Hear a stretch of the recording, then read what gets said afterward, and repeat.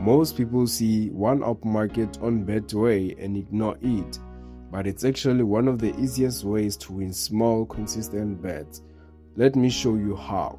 So firstly, you have to know what one up is, right?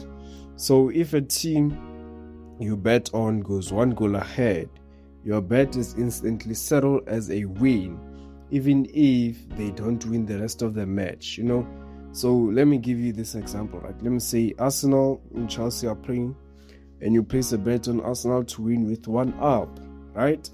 So let me give you a scenario. Arsenal scores one goal first. You win your bet immediately, then get paid out. Even if the match ends with a draw 1-1, you still win. So the second scenario, if Chelsea scores one, right, your bet will still be active, right? You won't lose your bet right now.